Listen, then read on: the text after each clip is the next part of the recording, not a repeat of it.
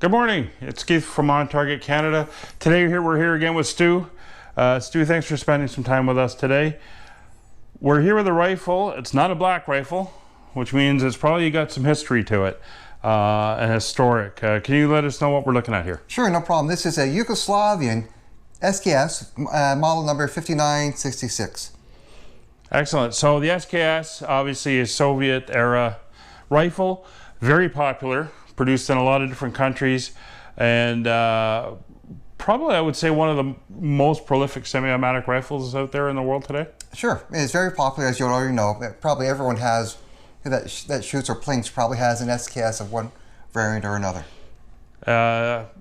Very true. And she comes in a standard military rifle caliber of the 7.62 by 39. That's correct, I believe, and it is a very accurate rifle. The sights generally are good out to several hundred yards. Yours looks a little bit different than ones I'm familiar with, especially up at that end. Can you tell us what's going on up there? Sure, no problem. Again, this is the Yugoslavian SKS 5966, and what makes this different from, say, your Russian or your Chinese is you have the capability to launch rifle grenades. You have your rifle grenade attachment, which is permanently affixed, your ladder sight, and you have your cutoff. Moving it up to the top position cuts off the gas, so it's no longer a semi-automatic rifle, so all the gases are now diverted through the barrel to launch your rifle grenade. Another neat thing about the 5966 is you have a little flip-up bracket for your rear and your front sights, and they have a luminous paint on it, so you can actually use them as night sights. Oh, and were those original? Those are original. Very interesting. This is also a very good rifle for learning how to shoot with. Very basic as well. We're going to take it apart and see how she comes apart and goes back together. Sure. All right, we've got the camera changed around. Stu, the AR-15 is a very popular platform as well, but I actually think it's outsold by the SKS. For an affordable, fun rifle, and again, one with a military background and history, you can't beat it. They're very popular, and I know there's a lot of them and a lot of variants out there. But internally, they're pretty much all the same. So can you just walk us through quickly the strip and assemble and some of the internals on it? Sure, no problem. First thing we're going to do is make sure it's unloaded. I'll drop the magazine, I guess you can call it. Action is clear. And I won't squeeze the trigger, but I will put it on safe. From there, I'll close the magazine up and we can start the field strip. Cover comes off. Return spring. Your breech block and carrier. And that's basically your field strip from there. If you want, you can go more in depth.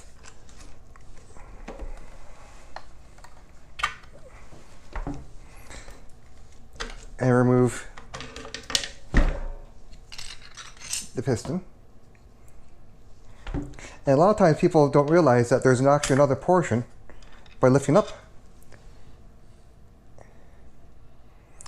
There you go. You're spraying your guide rod. Yep. So very, very popular, as I've mentioned before, very ubiquitous. You can find them all over the place, and a very good rifle to for practice and just a fun day on the range. Exactly. Any special tips you've learned about over the years on this one, or? Yeah, sometimes it can be a bit hard to disassemble. Just make sure that you don't put too much force into it and slip with you find with the punch, right? So you want to make sure that whenever you do anything, you do it carefully with purpose. Right now, I'm taking apart the trigger mech now, the magazine assembly, and I'll have to deploy the bayonet a bit in order to get the stock removed. Obviously, you don't want to go this far unless you are a little bit more comfortable with taking it down and, sure. and know what you're doing. The top part was more like the field strip. The bottom part is more like the detail field strip. Because of the way this weapon is sold, and I've had to deal with it with my Tokarev, was often when you buy them, you may not get one that's been cleaned up. They'll be in packing grease or cosmoline. Any tips on how to deal with that, or any it's a long process to degrease a gun like that.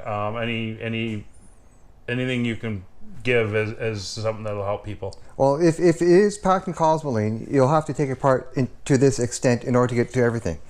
And one of the biggest things with the SKSs is that the firing pin is a free float firing pin. Again, no spring or anything like that. A lot of times it can be packed with cosmoline, be sticky, and if you're not careful, it could be stuck in the forward position. And if you don't clean it out, you may have slam fire. So use whatever degreasing solution you have. A lot of times, things like your brake cleaned products, for your disc and rotors, for your automotive vehicles, they're a good product to get all that sort of stuff out.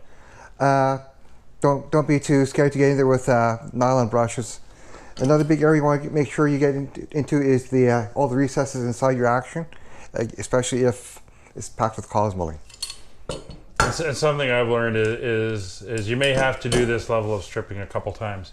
Yes. Do it once, get it out to the range, you'll shoot it. Instead of doing a standard basic clean, strip it completely down again, go through that whole process again, and you're just trying to work it out and get it back to a good state. Exactly, and also there's a lot of aftermarket kits and accessories out there which to each their own, but if you want to put a fancy stock on it with the AR M4 telescoping stock or whatever, you'll have to take it down this far to get the stock off to pop the other one on. If you're going to do that, you have to remember a couple of different things. The bayonet, you'll have two different types of bayonets. You'll have the blade type and you'll have I gather they call it the cruciform type. So if you are getting an aftermarket stock, be aware of what bayonet you have on there because it may or may not fit it. Excellent. So putting her back together. Okay, put it back together. Again, I'll deploy the bayonet up just a little bit. That way I can maneuver the stock in. I'll close it right up again. Magazine goes in. Trigger mat goes in.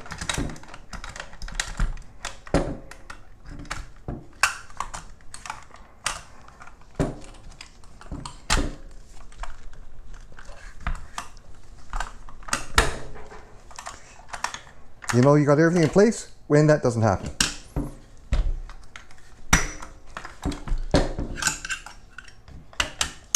You want to rock the magazine in front back and the trigger mech in front back as well. And again, now the magazine is held captive. From there, I'll cheat. I'll put in the breech block first. Slide it in place. What I've done is I actually let the magazine fall free, because if I didn't do that, then as you push the breech block in, it will lock back. It'll lock back and catch. Yes. You'll notice the spring has a little bit of a curl to it. Put that in first, because then your breech block carrier helps sort it out and keeps it straight.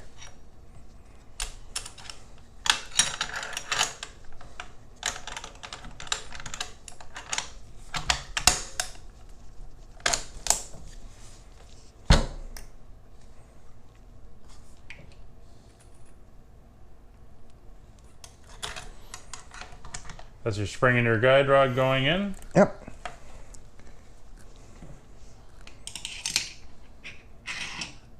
And your gas tube and piston. And all locks down in place like so. And that's it. Very good. It's pretty simple. You just got to be detailed in what you do and make sure you don't lose any of the parts. Exactly. Thank you very much, Stu. No problem. I appreciate it.